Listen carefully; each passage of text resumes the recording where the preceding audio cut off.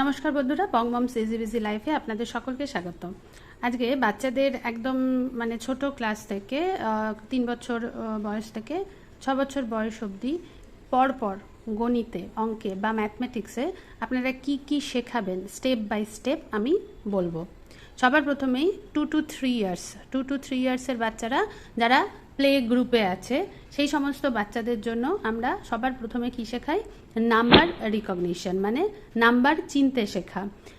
1 to 10 প্রথমে শেখাই, তারপরে 1 to 20, 1 to 50 অ্যান্ড দেন আমরা 100 অবধি শেখাই, 100 অবধি। বাংলা ক্ষেত্রেও তাই, মানে বাংলায় 1, 2, 3, 4-এর ক্ষেত্রেও তাই, আবার ইংলিশ মিডিয়ামে ইংলিশের ক্ষেত্রেও তাই। আমরা স্টেপ বাই স্টেপ বাচ্চাকে শিখিয়ে থাকি।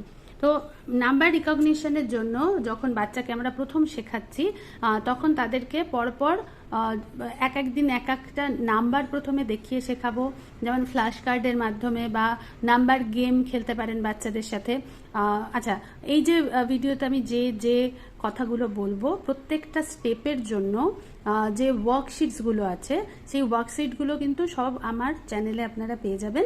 আপনারা একটু নার্সারির জন্য আলাদা আছে, এলকেজি ইউকেজির জন্য আলাদা করে করা আছে, ওখান থেকে আপনারা ওয়ার্কশিট কি করাবেন, কিভাবে করাবেন সেগুলো দেখে নেবেন।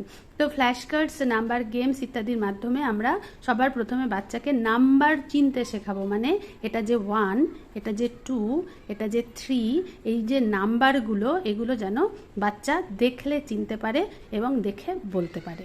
বাচ্চা যখন নাম্বার চিনে যায় তারপরে আমরা বাচ্চাদেরকে কাউন্টিং অ্যান্ড রাইটিং শেখাই। এর ক্ষেত্রে আমরা কি কি শেখাই? কাউন্টিং এর ক্ষেত্রে আমরা প্রথমে শেখাই ফরওয়ার্ড কাউন্টিং। ফরওয়ার্ড কাউন্টিং মানে 0 থেকে পরপর উপর দিকে যাব যখন, মানে 100 অবধি শেখালে 1, 2, 3, 4, 5, 6, 7, 8 এরকম করে 100 অবধি, বা যদি আমরা প্রথমে 1 to 10, 1 to 20, 1 to 50, তারপরে এরকম করে আমরা বাড়তে থাকবো। তো 0, 1, 2, 3, 4, 5 করে যত উপরের দিকে যাবে সেটাকে বলা হয় ফরওয়ার্ড কাউন্টিং। নেক্সট আসে হচ্ছে ব্যাকওয়ার্ড কাউন্টিং। ব্যাকওয়ার্ড কাউন্টিং কি, বড় থেকে মানে ব্যাক করা, মানে 100-এর থেকে, বা আমি যদি 20 থেকে 1 দিই তাহলে 20, 19, 18 এরকম করে, সেটাকে বলা হয় ব্যাকওয়ার্ড কাউন্টিং। তো এক্ষেত্রেও আমরা এরকমভাবে ভাগ করে বাচ্চাদেরকে শেখাবো। কাউন্টিংয়ের পরে আসে হচ্ছে রাইটিং। রাইটিংয়ের ক্ষেত্রে মানে প্রথমত তো হচ্ছে 1, 2, 3, 4 একটা নাম্বার হিসেবে লিখতে পারবে। সেকেন্ড আসে হচ্ছে নাম্বার নেম। নাম্বার নেম কি, ONE 1, TWO 2, THREE 3 এরকম করে নাম্বার নেম পড়তে এবং লিখতে শেখা। আচ্ছা, এই যে নাম্বার নেম যখন আমরা শেখাবো, তো আমি এক্ষেত্রে একটা টিপস আপনাদের সাথে শেয়ার করতে পারি। সেটা হচ্ছে প্রথমে আপনারা 1 to 20, মানে 1, 2, 3, 4, 5, 6, 7, 8, 9, 10, এরপর 11, 12, 13, 14, 15, 16, 17, 18, 19, 20, এই 20 অবধি প্রথমে নাম্বার নেম ভালো করে শিখিয়ে দিলেন। যখন ওটা ভালো করে শিখে গেল তারপরে আপনারা কি করবেন, 20-র পরে 30, 40, 50, 60, 70, 80, 90 অ্যান্ড 100 এরকম করে আপনারা শেখাবেন। সুবিধাটা কি, 20-র পরে 21 হয়, তো আমরা 1 to 20 যদি শিখিয়ে দিই প্রথমেই, বা 1 to 10ও যদি শিখিয়ে দিই, তারপরে যে সুবিধাটা 20-র পরে 20 ONE 1, 21, 20 TWO 2, 20 THREE 3 এরকম করে, 30-র পরে 1, 2, 3, 4 এরকমভাবে বসিয়ে বাচ্চারা অনেক তাড়াতাড়ি 100 অবধি, মানে 20 অবধি কাউন্টিং নাম্বার নেম যখন পড়তে এবং লিখতে শিখে যাবে বাচ্চা, তারপরে দেখবেন যে 20, 30, 40 এগুলো যদি ওরা জানে যে প্রত্যেকটা 10 ঘর পরপর গিয়ে আমার 20 হয়, তারপর 30 হয়, তারপরে 40 হয়, এটা যদি ওরা জেনে যায় তাহলে 20-র পরের থেকে 21, 22, 23, 29 অবধি ওর লিখতে কোনো অসুবিধা হবে না। 30-র ক্ষেত্রেও তাই, ইভেন 90-র ক্ষেত্রেও তাই, গিয়ে লাস্টে গিয়ে 100 শিখে গেল। বাচ্চা যখন কাউন্টিং খুব ভালো করে শিখে গেল তারপরে আমরা ওদেরকে নাম্বার পজিশন শেখাবো। নাম্বার পজিশনে আমরা 3টে জিনিস শিখিয়ে থাকি, before number, after number and between number, এই 3টে আমরা শিখিয়ে থাকি। বিফোর নাম্বার কি, যেগুলো হচ্ছে আগে বসে, আফটার নাম্বার হচ্ছে যেটা পরে আসে, আর বিটুইন নাম্বার হচ্ছে দুটো নাম্বারের মাঝখানে যেটা বসে। 7, 8, 26, 20 এরকমভাবে আমরা শেখাবো, মানে নাম্বারের পজিশন শেখাবো। কিভাবে শেখাবো সেটা জানতে গেলে অবশ্যই আমার চ্যানেলের অন্য ভিডিওগুলো দেখে নেবেন। যে হচ্ছে মিসিং নাম্বারস, এই যখনই বিফোর আফটার বিটুইন নাম্বার হয়ে গেল তারপরে আমরা শেখাই মিসিং নাম্বারস বা নাম্বার সিরিজ। কাউন্টিং পরপর করতে শিখবে তখনই এটা বলতে পারবে। তো মিসিং নাম্বার এগুলোর প্রত্যেকটা ওয়ার্কশিট আমার চ্যানেলে পেয়ে যাবেন। নাম্বার সিরিজ যখন করতে পারবে বাচ্চা পরপর কার পরে কোন নাম্বার আসে ইত্যাদি, এগুলো সব কিছু যখন হয়ে গেল ভালো করে, যখন বাচ্চা বুঝতে পারছে, তারপরে আসছে গ্রেটেস্ট আর স্মলেস্ট নাম্বার বা বিগ অ্যান্ড স্মল নাম্বার। আচ্ছা, গ্রেটেস্ট অ্যান্ড স্মলেস্ট বা বিগ অ্যান্ড স্মল নাম্বার যেটা বড়, মানে যে নাম্বারটা আমরা যখন ফরওয়ার্ড কাউন্টিং করি, ফরওয়ার্ড কাউন্টিং করে যে নাম্বারগুলো ফরওয়ার্ড কাউন্টিংয়ের দিকে যায় সেই নাম্বারগুলো বিগ নাম্বার হয়, আর ব্যাকওয়ার্ড কাউন্টিং করে যে নাম্বারগুলো আসে সেগুলো হয়ে যায় স্মল বা স্মলেস্ট নাম্বারস। তো বাচ্চাকে এই কনসেপ্টগুলো আগে ক্লিয়ার করে দিতে হবে। তো এখানটাতে আছে, এখানে প্রথমে আমরা কি করব, দুটো করে দেব, তারপরে 3টে 4টে, তারপরে অনেকগুলোর মধ্যে থেকে যেটা বিগ বা যেটা স্মল বা যেটা গ্রেটেস্ট অ্যান্ড স্মলেস্ট সেই নাম্বারগুলোকে বাচ্চাকে বলবো আইডেন্টিফাই করতে। তো 11 and 5 এই দুটো নাম্বার আছে, এই দুটোর মধ্যে যদি আমি বিগ নাম্বার বা গ্রেটেস্ট নাম্বার বের করতে বলি তাহলে হবে 11। আমরা বোঝাবো কি করে, যখন এই যে 10, 20, 30 এরকম করে আমরা মানে দুটো ডিজিট যেগুলোর থাকে আর কি, এখানে যদি 1 ডিজিট হয়, 1 ডিজিট হলে 1 2 3 4 5 6 7 8 9 অবধি কাউন্ট করবে। ফরওয়ার্ড কাউন্টিং এর ফলে যেটা উপরের দিকে যাবে সেখান থেকে বিগ নাম্বার বের করবে। আর যখন হচ্ছে 2 ডিজিট নাম্বার আসবে তখন আমরা 10 20 30 এরকমভাবে বের করে নিতে বলবো। কারণ এখানেও 1 2 3 এই নাম্বারটা দেখতে বলবো, টেন্সের ঘরে যে নাম্বারটা আছে সেই নাম্বারটাকে দেখতে বলবো বাচ্চাকে, যে লেফটে যে নাম্বারটা আছে সেই নাম্বারটা যদি বেশি হয় আগে সেটা নেব। যেমন এখানটাতে 11 এর সাথে যদি আমার থাকতো 23, 11 23 আর যদি থাকতো 33, তাহলে আমরা কোনটাকে বিগ নাম্বার বলে বা গ্রেটেস্ট নাম্বার বলে বের করব। তখন আমরা কি বলবো বাচ্চাকে, যে আমরা আগে এই 2 ডিজিট করে আছে সেই জন্য আমরা লেফটেরগুলো দেখবো আগে। লেফটেরগুলো দেখতে গেলে ফরওয়ার্ড কাউন্টিংয়ে কি হচ্ছে, 3টা বিগ হচ্ছে, তাহলে এটা কিন্তু বিগেস্ট নাম্বার হয়ে গেল, তেমন। তো এইভাবে আমরা বাচ্চাকে শেখাবো। একইভাবে স্মলেস্ট নাম্বারের ক্ষেত্রেও তাই, ব্যাকওয়ার্ড কাউন্টিং করে যখন আসছি তখন যেটা নিচের দিকে আসছে সেই নাম্বারটাই হবে স্মলেস্ট নাম্বার। এইভাবে আপনারা বাচ্চাদেরকে বোঝাবেন। এটার পরে আসছে greater than, laser then and equals. এগুলো হচ্ছে এই সাইনগুলো বাচ্চাদেরকে আমাদেরকে শেখাতে হয়, কোনটা গ্রেটার দেন, কোনটা লেসার দেন অ্যান্ড কোনটা ইকুয়ালসটা তো খুব সহজ, দুটো সমান, যে দুটো নাম্বার ডিজিট যদি সেম থাকে সমান হয় তাহলে ইকুয়ালস হয়। আচ্ছা, গ্রেটার দেন আর স্মলার দেন এই দুটো আমরা কি করে বোঝাবো বাচ্চাকে। তো এটার ক্ষেত্রে আপনারা একটা যে কোনো জিনিস দিয়ে আপনারা বোঝাতে পারেন, যে এটা হচ্ছে কোনো কিছুর মানে কোনো একটা অ্যানিমালের। আমি যেমন আমার বাচ্চাকে এরকম হলো, ওর খেলার একটা ডাইনোসর আছে, সেই ডাইনোসরটা দিয়ে বোঝাই যে এইটা হচ্ছে ওর মুখটা। তো ওর মুখটা যখন করবে তখন কীরকম লাগবে দেখতে, ও যখন করবে তখন ওর মুখটা খুলে যাবে, এরকম হয়ে যাবে, খুলে যাবে।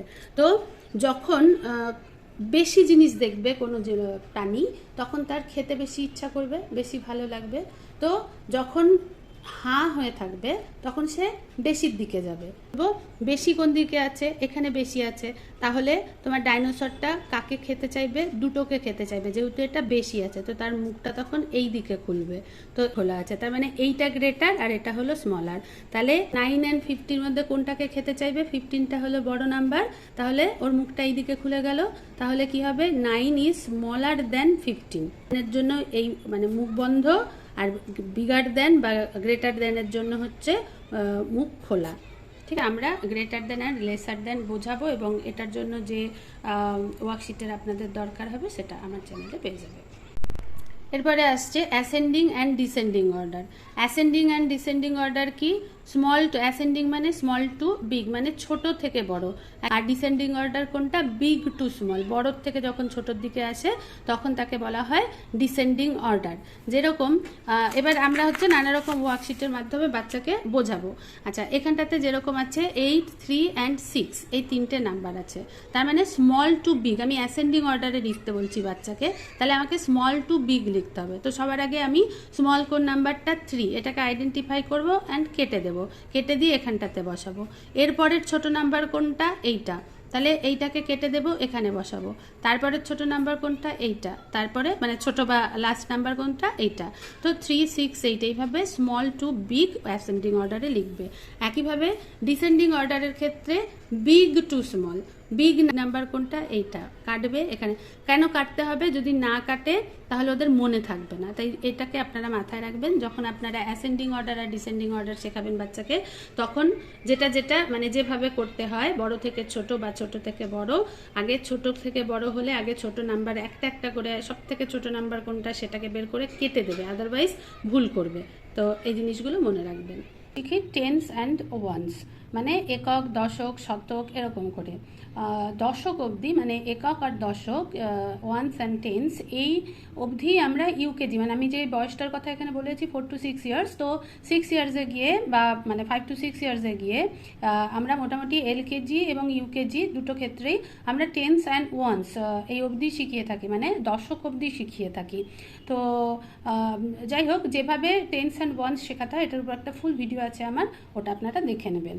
টেন্স অ্যান্ড ওয়ান্স যখন শেখানো হয়ে যায়, তারপরে আমরা আসি স্কিপ কাউন্টিংয়ে। স্কিপ কাউন্টিংটা কীরকম? 2, 3, 4, 5, 6, 10 এইগুলো স্কিপ করে করে, মানে যেমন ধরুন হচ্ছে যদি 2 এর ঘরের আমরা স্কিপ কাউন্টিং বলি, তাহলে 2, 4, 6, 8, 10 এরকম দুটো দুটো ঘর বাদ দিয়ে দিয়ে আমরা স্কিপ করে করে লিখছি।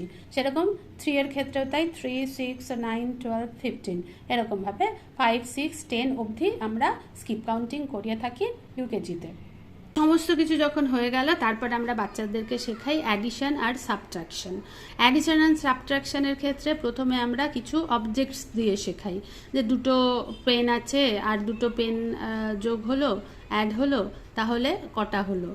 4টে হলো। তো এটাকে প্রথমে আমরা এরকমভাবে শেখাই, তারপরে নাম্বার দিয়ে এরকম পাশাপাশি নাম্বার দিয়ে শেখাই, আর তারপরে আমরা এরকম কলামে অ্যাডিশন শেখাই। একইভাবে সাবট্রাকশনের ক্ষেত্রেও তাই। অ্যাডিশনের ক্ষেত্রে আমি আপনাদেরকে একটা টিপস, এর আগেও আমি অ্যাডিশনের যে ওয়ার্কশিট আছে সেই ওয়ার্কশিটে শেয়ার করেছিলাম, আরও একবার আপনাদের মনে করিয়ে দিই। আমি ঠিক অনেকে আছে যেমন ধরুন দাগ কেটে শেখায়, যেমন ধরুন এখানে 9 যদি থাকে তাহলে এখানে 9টা দাগ কাটবে, তারপরে 3, তারপরে 3টে দাগ কাটবে, তারপর বসে বসে যোগ করবে দাগগুলোকে। তো আমি এইটাতে খুব একটা কমফোর্টেবল নই। আমি আমার বাচ্চাকে খুব সহজ একটা পদ্ধতি শিখিয়েছিলাম, যে এই যে দুটো নাম্বার আছে এর মধ্যে সব থেকে বড় নাম্বারটাকে তুমি মাথায় রাখবে। আর একটা মন্ত্র শিখিয়েছিলাম, বড় আমার মাথায়, ছোট আমার হাতায়। মানে 9কে আমি মাথায় রাখবো আর 3কে আমি হাতে নেব, তাহলে 9, 11, 12, তাহলে এখানে উত্তরটা হবে 12। তো বাচ্চাকে সবসময় এই মন্ত্রটা মানে মুখস্থ করিয়ে দেবেন আর মনে রাখতে বলবেন। যখনই যে কোনো অ্যাডিশন থাকুক না কেন, বড় আমার মাথায়, এটাকে আমি মাথায় নিয়ে নিলাম, 4 আমার মাথায় চলে আসলো, বা 4 আমার মাথায় চলে আসলো। এবার যদি আমি কর গুণে করাতে চাই, তাহলে 1, 2 এই দুটো কর আমার যাবে, তাহলে 4 তো আমার মাথায় ছিল, 4-এর পরে 5, 6 পরের থেকে গুনবো, তো 4-এর পরে 5, 6, 6 হলো। এইভাবে অ্যাডিশন করাবেন। সিমিলারলি যখন আমরা সাবট্রাকশন করাই, সাবট্রাকশনের ক্ষেত্রেও প্রথমে আমরা কতগুলো অবজেক্ট দিয়ে দিই। প্রথমে তো আমরা ওই কেটে কেটে শেখাই। যদি ধরুন এখানে 3টে অবজেক্ট আছে, তার থেকে 2টো অবজেক্ট চলে গেল, সাবট্রাকশন মানেই যে জিনিসটা চলে গেল, আমাদের কাছে আর নেই। তাহলে এখানে কত আছে? 2টো আছে, তাহলে এখান থেকে আমি যদি 2টো কেটে দিই তাহলে হয়ে গেল 1টা। এটা তো সহজ। এরপর যখন আসছে আমাদের নাম্বারের ক্ষেত্রে, যখন নাম্বার বসিয়ে দেওয়া হচ্ছে 4 - 2, বা যখন কলামে আসবে 9 - 3, তখন আমরা কিভাবে করব? তখন আমরা দুটো পদ্ধতিতে করতে পারি। একটা হচ্ছে আঙুলে। আঙুলে কি আছে? 4 আছে, প্রথমে 1, 2, 3, 4 আছে, তার থেকে আমার 2টো চলে গেল, তখন আমি 1, 2 দুটো আঙুল বুঝিয়ে দিলাম, তাহলে হাতে রইল 2, এখানে এসে গেল 2। কিন্তু যখন আমরা মানে এখানে 5টা আঙুল, আমরা আঙুলে 10টা আঙুলেও আমরা করাতে পারি, আবার আমরা করে গুণেও করাতে পারি। সবসময় আমরা কি করব? ব্যাক কাউন্টিং আমরা শিখিয়েছি বাচ্চাকে। আমরা এক্ষেত্রে যখন 1 ডিজিটের যে সাবট্রাকশনগুলো থাকে, সেক্ষেত্রে আমরা বাচ্চাকে বলবো ব্যাক কাউন্ট করো। এখানেও 9টাকে মাথায় রাখো, ঠিক আছে, 9টাকে মাথায় রাখলাম 9। এবার 9-এর পর থেকে আমি ব্যাক কাউন্টিং করছি আর 3টে ঘর। 9 থেকে ব্যাক কাউন্টিং হলে কি হবে 8 7 6। 9-এর পর থেকে 3 ঘর 8 7 6, তাহলে 6 হলো। একইভাবে পরে যদি গোনা শেখাই তাহলে আগে আমি 9-এর ঘরে যাব, 1 2 3 4 5 6 7 8 9, এই অবধি হলো 9। এবার এটার ব্যাক করছি, ব্যাক কাউন্টিং করছি যখন, তখন 9 8 7 6, 3টে ঘর আমি বাদ দিয়ে দিলাম, তাহলে রইল কত 1 2 3 4 5 6। অলরেডি আমি ব্যাক কাউন্টিং করছি বলে আমি 6 মুখেই বলে দিলাম। তো এইভাবে বাচ্চাকে যদি আমরা শেখাই তাহলে অনেক তাড়াতাড়ি ওরা সলভ করতে পারবে প্রবলেম, আর অনেক তাড়াতাড়ি শিখে যাবে। আমরা বাবা মায়েরা অনেকেই খুব কনফিউজড থাকি যে আমার বাচ্চা নাম্বার রিকগনিশন শিখে গেছে, কাউন্টিং শিখে গেছে, লিখতে শিখে গেছে, এরপরে কি করাবো। তো এই যে পরপর স্টেপ ওয়াইজ আমি যেগুলো আপনাদেরকে আজকে বর্ণনা করলাম, এগুলো সবই স্কুলের সিলেবাস ওয়াইজই হয়। 3 থেকে 6 বছর বাচ্চাদেরকে পরপর ডিফিকাল্টিজ ওয়াইজ শেখানো হয় এবং স্টেপ বাই স্টেপ শেখানো হয়, কারণ একটার সাথে আর একটা রিলেটেড। আপনি অ্যাডিশন আগে শেখাতে পারবেন না যতক্ষণ না বাচ্চা তার আগের স্টেপসগুলো শিখছে। সেরকমই বাকি জিনিসগুলো যেগুলো পরপর আমি 1 2 3 4 করে আমি আপনাদেরকে দেখালাম, সেইভাবেই যদি আপনারা পরপর শেখান তাহলে বাচ্চা রিলেট করতে পারবে, বুঝতে পারবে আর সহজে তাড়াতাড়ি শিখতে পারবে। এই ছিল আজকে ভিডিও। বাকি ওয়ার্কশিটসের জন্য অবশ্যই আমার চ্যানেল ভিজিট করবেন। ভালো থাকবেন, ভালো রাখবেন, করে সাবস্ক্রাইব করে আমার সঙ্গে থাকবেন।